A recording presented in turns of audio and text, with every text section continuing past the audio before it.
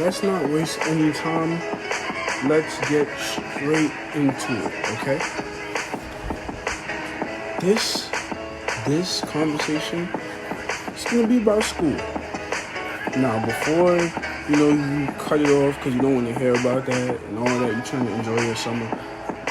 We're going back in time. We're not talking about what's ahead. We're talking about behind and how we grew and we had to grow through, and the transition between middle school, high school, and now how we're gonna have to move on from high school to now. Just adulthood, maybe, sometimes college. It doesn't really necessarily matter between the two. Or maybe it does. But I'll say let's start at middle school. Now, I'm speaking from a New York City kid perspective. So this might be different in other people's places or lives or states. But this is from ground zero, from raw New York. Middle school. Every parent's goal was to either get their kid to a Catholic or a charter school, because they were seen as the tip-top middle schools. They were seen as the best education for kids and less dangerous, quote unquote.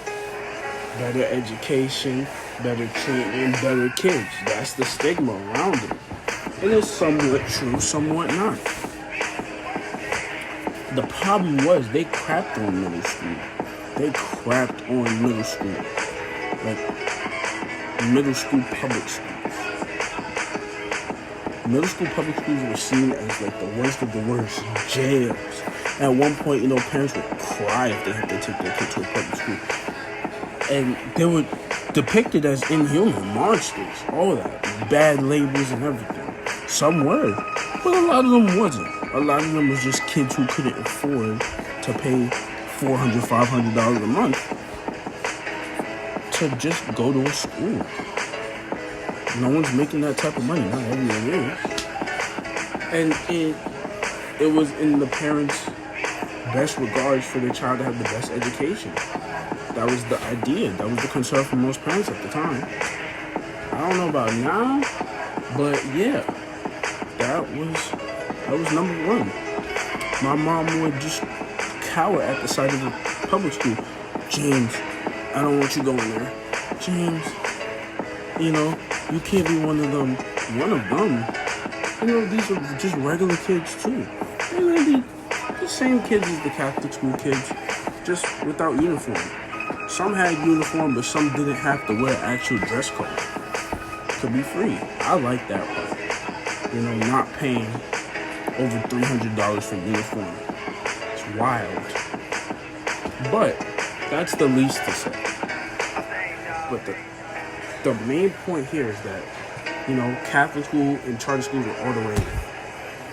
I got enrolled into a Catholic school 5th grade. Towards the end of elementary school. Boom. I go into a Catholic school. Boston Hill. Boston Road. Boston Road. It was a Catholic school that was like big at the time. Well, I wouldn't say big, but like big enough. Mostly black kids, mostly white teachers, mostly Irish too. Irish descent. Big Catholic school. Heavy on the saints, all that.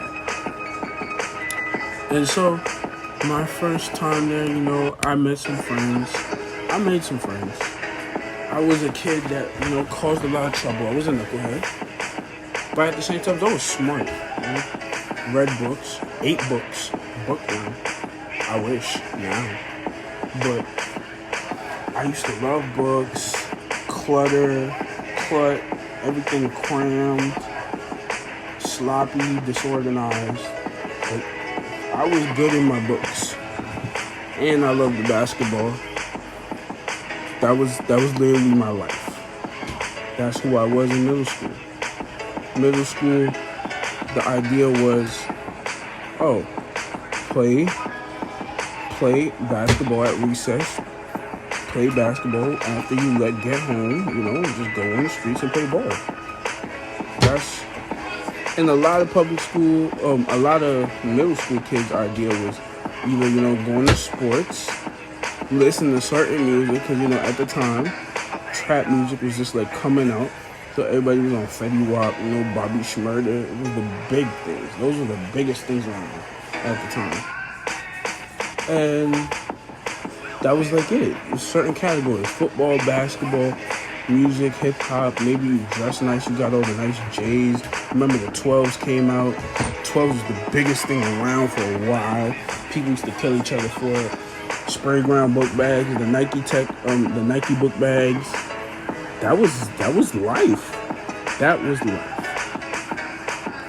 And as I grew into, the Catholic school, I started to adopt the ways of being a little judgmental of the public school kids, because they would depict them as monsters, as inhuman. They would describe them as animals. And after a while, it starts to seep into you, even if you deny it. It eventually has some type of ideology put inside you. I used to look down on them a little. Then one day, smack dab, boom, I met a teacher that was just disgusting, racist teacher, 7th grade. She turned me off from math. I hated math. It got to the point where I just rather not do it. And from now, it's been a mental block for me. I've been suffering from it. My GPA could have been higher. Grades could have been better. Could have got at least a couple more scholarships if math wasn't just such a struggle for me. Either way, that was I guess, a way of kicking me into public school. Because I had to transfer else I wouldn't graduate 8th grade. I transferred to a public school. And when I tell you the experience was different, more open, more kind of people, you gain more knowledge, more street smarts, more about life, more about growing up, more about, just growing up. You learn how to take the bus, the train, walk. You meet all types of different people. You learn how to deal with situations, fights, all that. I remember Arizona's, bacon, egg, and cheeses, candies, honey buns. That was our lives, middle school. That was our lives. All the public school kids, we would leave mid-class to grab 3-4 honey buns, have that with a bag of chips and the 50-cent soda. And that was life. That was the dream. We was living the dream. Then high school decisions came around, They gave you a big book, a thick book, where you had to just choose, select, and then if they accepted you, you got accepted. Your top choices and all that. I chose a school in Manhattan. It did not work out. I got accepted to one in the Bronx, a public school in the Bronx. I didn't even know the place because my mom actually chose it. So it's she was happy. I didn't even know where I was going. Another public school. And I'll say this, public schools, they're underfunded. Because there was a lot of gifted kids in that class that didn't have the accessories, the needs, or they didn't have the space to have as much kids in the classes where they needed to be. They could only have space for 12 kids when in reality there's 20 gifted kids. It's harsh. And there was a time when my friend couldn't get in. I got into not even the gifted class because they had no space for me, but the AP. And he told me that I barely got in because there was almost little to no space. And that sucks. It sucks. And they're still taking away money from public schools to fund other things. That's a problem in of itself because, education is very important, especially nowadays, more than ever. But that was what I see. Public school, there were some wild kids, but they were smart as well, it was just the real world. It was a taste of the real world. Something some kids would just never get or never understand because they just have a vivid one-lined image. When I went to high school, it was like an opening for me. No recess. That was number one. Big shocker. No recess. What? It was wild. And then number two, you have to go to different classes instead of staying in the same class all day. You have to switch classes because in Catholic school sometimes you just stay in the same class. In our middle school, yeah, we switched classes, but they were next to each other. We actually had to go the distance in my high school and go to classes, and we were just like, oh, that's it's a new experience for us. Locker rooms. Our middle school didn't have locker rooms, so it's like, that was new for me too. Sports teams, the idea of football and all that. It was just crazy. It was like, ooh, this is all fun and new. I'll tell you this, freshman year, majority of the freshmen from my age, my generation, we was focused on a couple things. Fights, okay, skipping school, and girls. Looking good. And possibly playing ball. That's about it. That's what was really our focus. That's how it was. That's who I was, Like slapboxing in the stairwell, all that. To the point where it's like just making friends, everybody having a big friend group, making friends. Oh, that's my bro. This and that. We fighting. Oh, I was talking to this girl yesterday. Oh, I'm just with the new Nike Tech. Listen, that was the point. That was what life was. That was a different time. And now, I sit back and realize I was just young. I'm young now, but I was just kind of broadened, just being a teenager, like a fresh teenager. Hormones just spinning, backflipping, everything. But as sophomore year came around, I started to develop more, especially on friendships and relationship levels. High school relationship and friendships don't always work out. Usually they don't work out for a long time because that huge group of friends usually doesn't stick together in the end. They fall apart. Biases, gossip, jealousy, hatred, just pure snakery can break a friend group, make or break it. And I seen it all from top to bottom where I was alone. I was alone for a year, 2 years. One friend, two friends, two good friends, my friend Evan and, Howard. That was it. Me and Evan were literally it was us against the world. It was us two for a while, outcasts. We felt what it was to be outcasted.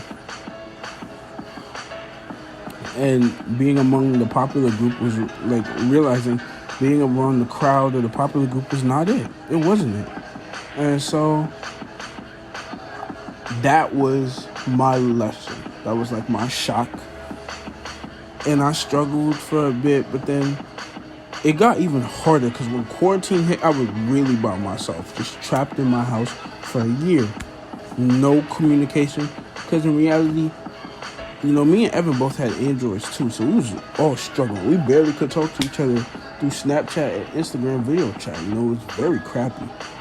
And that was about it. The people you thought that were actually your friends never called you or cared for you. You know what I'm saying? You're seeing who people truly are. All the stuff that happens. Then you have to manage school, even though teachers don't even know what they were doing. Teachers didn't know what they were doing online. They didn't. They barely knew themselves. So the fact that they were trying to teach us while struggling was even worse. And me being me, I cannot do it online. I have to be in person. I'm a people person. So that just made it worse. My GPA dropped. I struggled. I failed a lot of simple classes because I just didn't feel like or too distracted to do the work. It was harsh. It was harsh. But I got through. And I learned how to stay with myself and be with myself. Because a lot of people don't know themselves or can't hang around themselves or just too afraid to be alone. Think they need to be with somebody all the time, need friends. Sometimes it's better to study yourself and be alone. Self-reflection is perfect. Self-reflection is something everybody needs. Getting to know yourself, build yourself, find your strengths and weaknesses. I found my strengths and weaknesses in quarantine, and I found my passion, which, as of now, today, I'm starting to work on. And that's just what I got from 2020.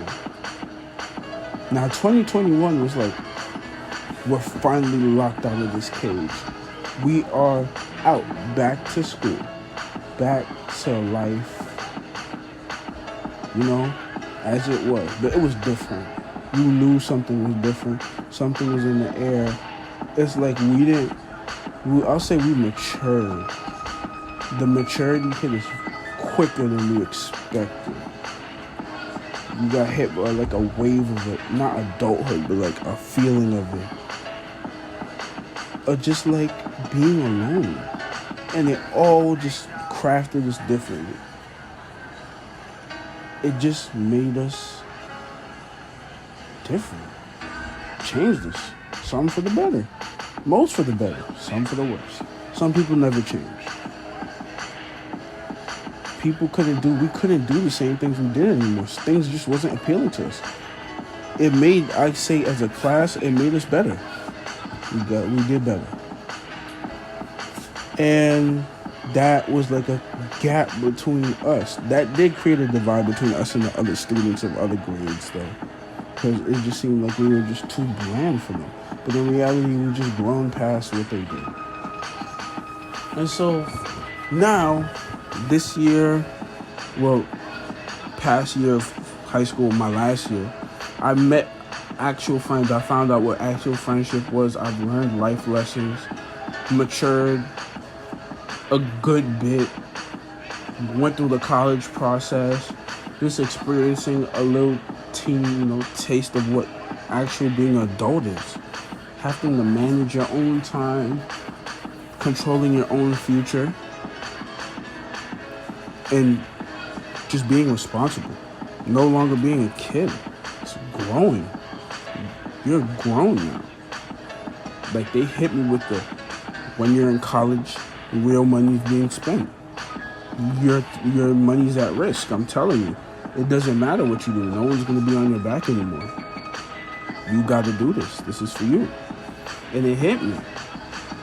And now, it hits harder because at 2020, junior year, that's when they're supposed to tell you about college and all that stuff and hide you and guide you and help your hand. We didn't get any guidance. We just got thrown into it. I'll leave you with this. In reality, a lot of us are sophomores and juniors going to college. There's some of us that are literally sophomores and juniors with that sophomore and junior mentality.